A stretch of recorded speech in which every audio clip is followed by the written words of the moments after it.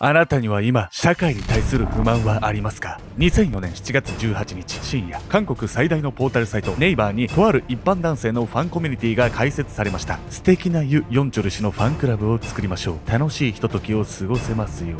このコミュニティは瞬く間にインターネットユーザーの目に留まり、わずか半日で400人もの会員が集まります。一般人にもかかわらずこれほどの人気を集めたユ・ヨンチョルとは一体何者なのか。国民の注目を集める功績を残した人物なのか、それともたまたまバズっただけのインフルエンサーなのか。そのどちらでもないんです。そう、実はヨンチョルは殺人犯だったんです。それもなんと殺した相手の死体を食べていたんです。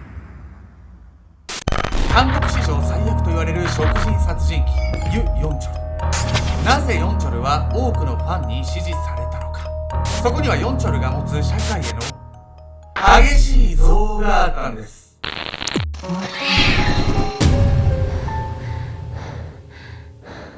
おさす、究極の一粒と出会いたいケンちゃんです。何のファンは家族ヤミヤミコです。何の一粒か。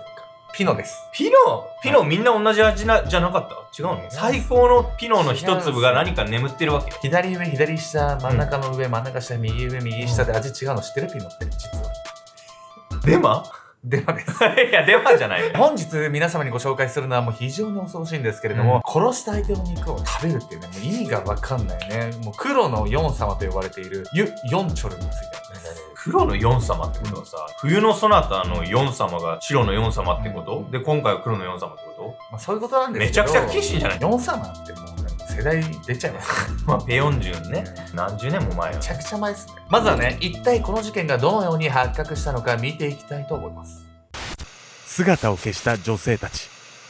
遡ることおよそ18年前の2004年7月、韓国の首都ソウルが今回の舞台。風俗店を経営する一人の男が電話の前で首をかしげていました。これで11人目か。近頃頻繁に店で働く女性と連絡が取れなくなっていたんです。今までも突然連絡が途絶える女性は多くいたんですが、それでも11人も続くことはありませんでした。何か事件に巻き込まれているんじゃないだろうな。そう睨んだ経営者の男は連絡が途絶えた女性たちの職務履歴を調べてみることに。するとそこにある共通点が見つかったんです。それは女性たちが最後に向かった客先が全て同じだったこと。女性たちを最後に呼び寄せた客の名前はパク・インソン。彼は30代前半ぐらいで、来店時の様子を見る限りでは礼儀正しい男性に見えていたんです。パク・インソンが初めて店を利用したのは4ヶ月前。店で働く女性たちと頻繁に連絡が取れなくなった時期とちょうど重なっているんです。経営者の男は不信感を抱いたんですが、風俗店を経営する身としてはあまり警察とは関わり合いになりたくありませんでした。そんな風に思いを巡らせている時に店の電話が鳴り響きました。経営者の男が受話器を上げると、電話口からはどこかで聞いたような声が。パク・インソンです。今日の夜、女性を一人お願いできますか？来たわね、怪しい男。どうするのこれもう店長の判断よ、これ。めちゃくちゃ気になりますね。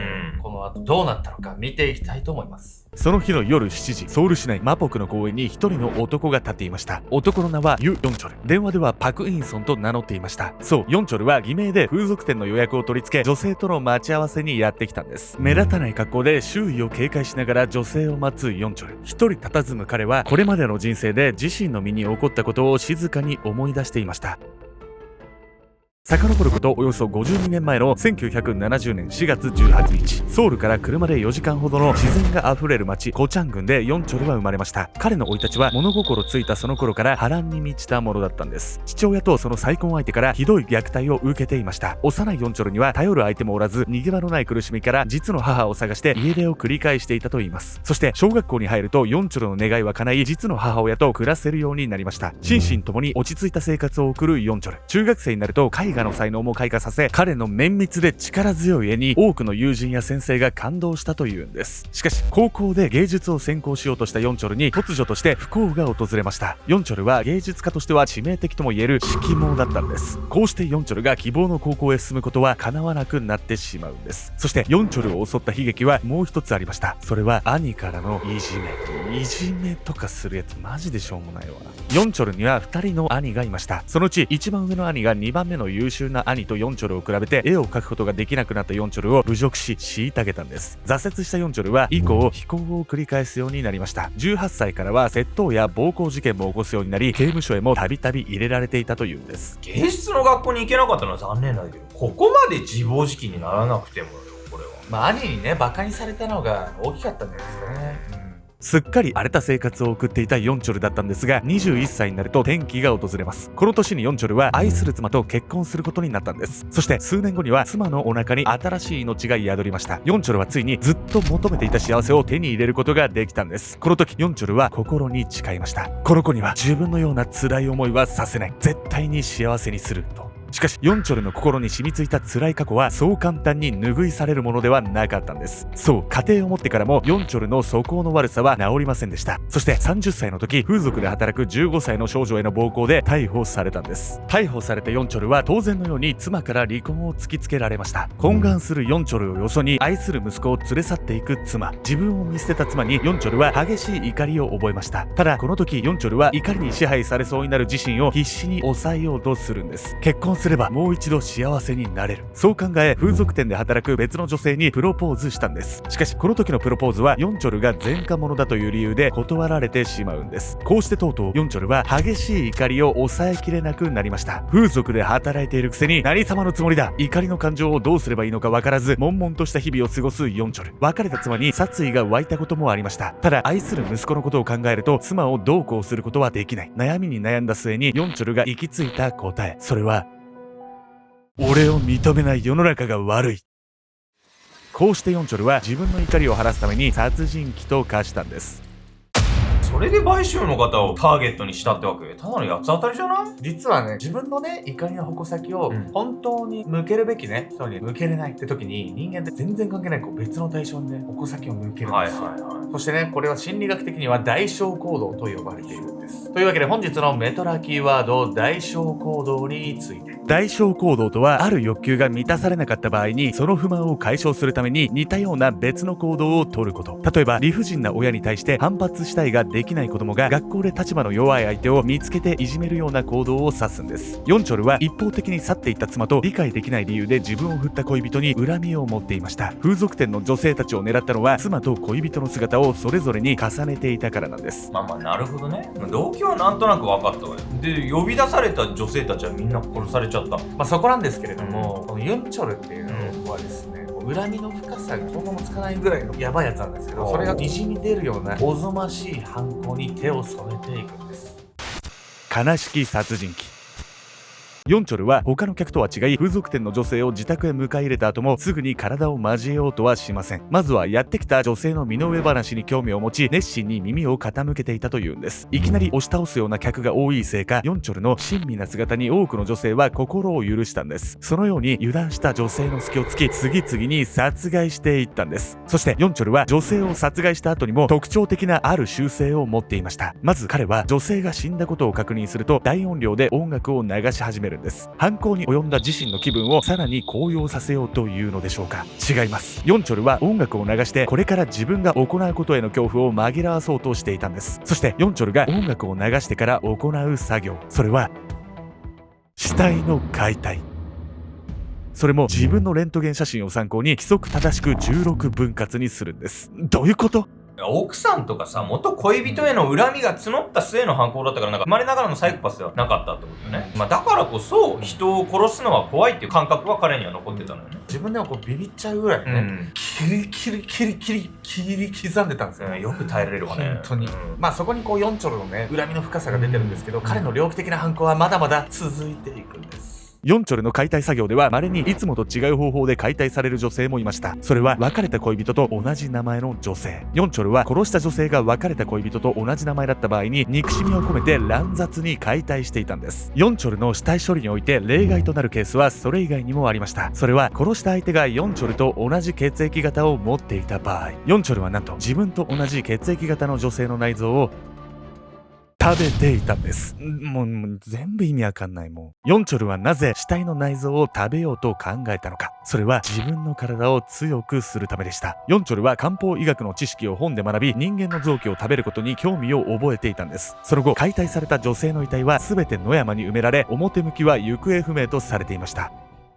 殺し方すっごい大胆で猟奇的だけど、すごい細かく解体して隠して、警察からの捜査を逃れてるってわけね。それにしても人間の臓器食べるとかって、どういう気持ちなの？まあでも我々もですね、動物の臓器食べてるんで、まあそうね。実はこう似てんじゃないかなとか知らんけどね。あとはね、実は漢方医学では腎臓が痛いってなった時に、人の腎臓食べると治るってされてるんですよ。嘘つけってね。本当？わかんないわ。本当か。漢方医学おいみたいな。いや、漢方医学のその説には本当かいってなるし、なるわね。本当かわかんない情報のせいで人が殺されたらたまったもんじゃないですよね。引き続きね、風俗店の女性を狙うヨンチョルなんですけれども、この後ね、急展開を迎えていくんです。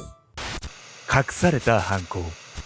今回もきっとうまくいく。そう考えを巡らせながら、ヨンチョルはまたいつもと同じように風俗店へ電話をかけました。ただ、さすがに11人もの女性が行方不明になって、店側が黙っているはずがありません。経営者の男は一度は通報をためらったんですが、すぐに思い直し、ヨンチョルがやってくる待ち合わせ場所を警察に伝えていたんです。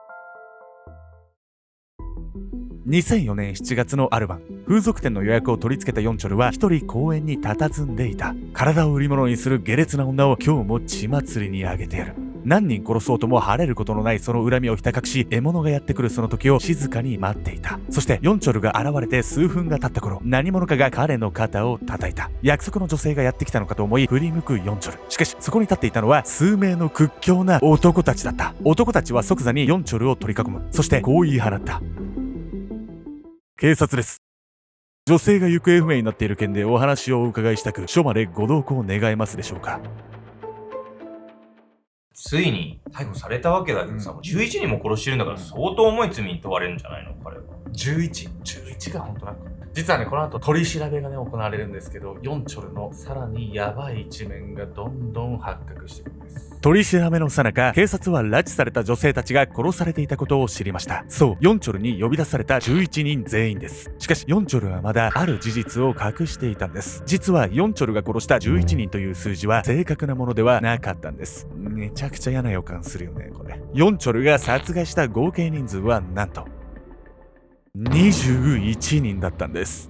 そんなことだろうと思ったわ、もう。実はソウルでは2003年9月から2004年4月にかけて裕福層の老人を狙った連続殺人が起こっていました。豪邸が立ち並ぶ住宅街で資産家や大学名誉教授など10人が殺害されていたんです。この事件は監視カメラで撮影された犯人の後ろ姿が一般公開されるとすぐに収束したかに見えました。しかしそれは警戒した犯人のヨンチョルがターゲットを裕福層の老人から風俗店の女性へ変えていただけのこと。このようにしながらヨンチョルはわずか10ヶ月の間に21人もの殺人を犯していったんです。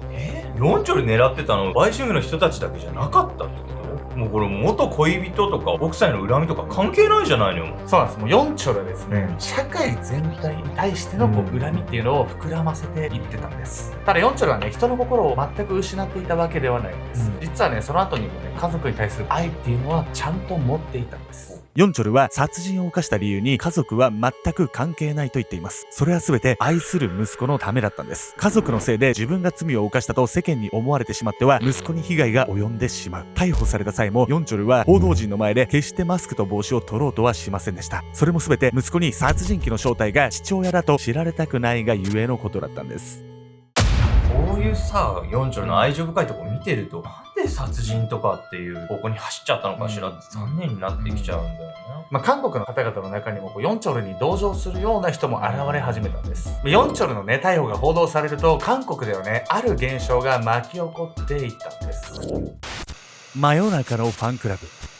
ヨンチョルは罪を認めながらもなお反抗的な態度を見せることがありました。裁判の出廷を拒んだり、被害者の遺族に暴言を吐いたりしていたんです。これらの行動から世間はますますヨンチョルへの関心を強めていったんです。するとなんと報道されるヨンチョルの姿がクールだと一部の女性の間でファンクラブが発足したんです。どんな神経してんの？ネット上に設けられたファンサイトには夜中に立ち上げられたにもかかわらずわずか半日で400人もの会員が集まったんです。そしてサイト上には次のような書き込みが相次ぎました。10ヶ月の間に20人も殺したのに逮捕されなかったなんてすごい。被害者は金持ちと売春婦だけ。大したことじゃないでしょ。もちろんファンに対する反対意見も続出し、ネット上では大きな論争が繰り広げられることに。こうして結局ヨンチョルのファンサイトは即時閉鎖となりました。日本でもこういう現象起きてることあるんだけど、被害者遺族がいるだけに何とも言えないわよね、こういうことが起こるってのは。まあでもね、この人気の具合を見るとですね、うんなんかこうほっとけない人物だったのかもしれないですよね。世間の注目を一身に浴びた殺人鬼ヨンチョル。2006年6月9日の裁判で彼は死刑を言い渡されるんです。死刑が確定した際にヨンチョルは世間へ向けてこんな言葉を言い放ちました。私のような人間でも暮らしていける社会になってほしい。そうすれば今回のような事件は起こらないのだから。この事件をきっかけに女性には売春はしないでほしい。愛を求め続けた殺人鬼イ・ヨンチョル。彼の犯行はほんの一つのほころびからのものでした。ヨンチョルが身近な人からの愛を感じられていれば、あるいは防げた部分もあったのではないかと僕は思います。